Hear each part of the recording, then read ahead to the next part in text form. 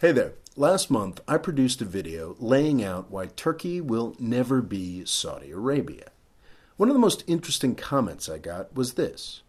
Okay, well then, why can't Turkey have an Islamic revolution like Iran? I got this comment multiple times. On the surface, this makes a bit more sense than the Saudi comparison. Turkey and Iran are both countries with long histories, unlike Saudi Arabia, and they both have over 1,000 years of Islamic tradition swimming under the surface. Isn't it possible that Turkey could evolve in a similar way? No. No, it is not.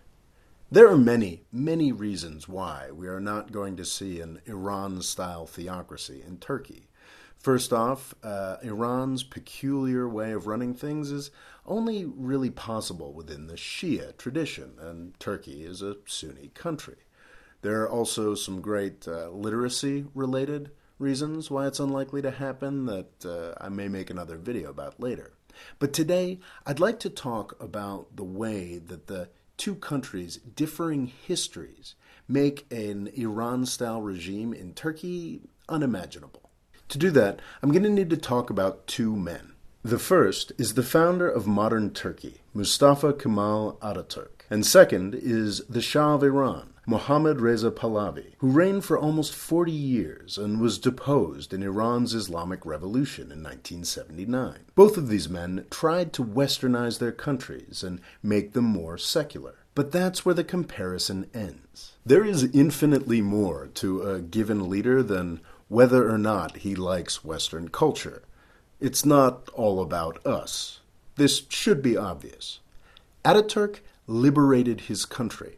The Shah turned Iran into a puppet of the United States. For over 200 years, the Muslim caliphs that ruled the Ottoman Empire lost more and more of their land to the European powers. In 1918, after losing World War I, the last sultan was a puppet of the victorious Allies, sitting in French and British-occupied Istanbul. The Allies were encouraging a Greek army that was rampaging through Anatolia, the Turkish heartland.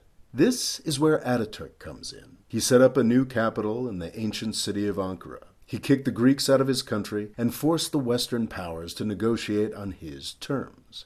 He dethroned the last sultan, and he set his country free. Ataturk had some real downsides, but he was a very, very impressive guy. It's also true that the United States has pushed Turkey around at certain points over the past 70 years. But the U.S. pushed Turkey around the same way it pushed France around, or Germany. Thanks to Ataturk, Turkey was a U.S. ally, not a U.S. possession.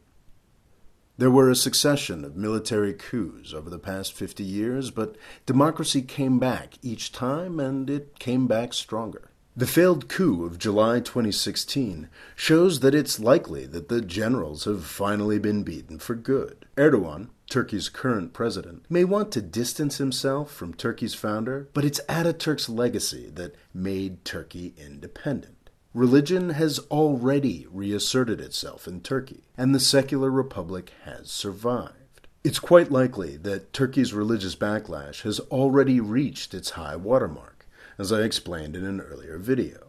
Ataturk gave Turkey the independence necessary to chart its own course. The Shah of Iran could not be more different. He was installed by foreign powers not once, but twice. The Russians and the British booted his father out of power and installed him in 1941. When Iran's parliament acted against Western interests, the U.S. organized a coup that gave the Shah more power in 1953. His secular regime mercilessly crushed all dissent from 1953 to 1979. Tens of thousands were killed. The Shah ruled absolutely and built up incredible pressure and anger within Iranian society. The inevitable explosion finally happened in 1979. The revolution eventually became religious, but it was just as much about freeing the country from U.S. control and getting rid of a repressive ruler as it was about religion. Iranian democracy today may be flawed and to some degree controlled by theocrats, but it's much, much stronger than it was under the Shah.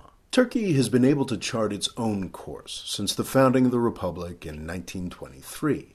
Iran has really only had that power since 1979. The current system of government in Iran is profoundly odd, and it's also quite angry.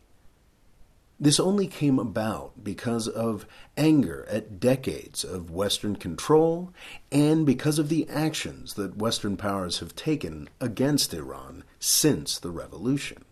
Turkey has none of those pressures. Turkey is currently going through a difficult time, and its democracy is very, very far from perfect. But Turkish democracy exists. The pressures necessary to start an Iranian-style theocracy simply don't exist. And that's why Turkey will never be Iran. Thanks for watching. Please subscribe. And there are only 5 days left. If you'd like to help me keep going, please click on the Patreon link here to find out how. Thanks.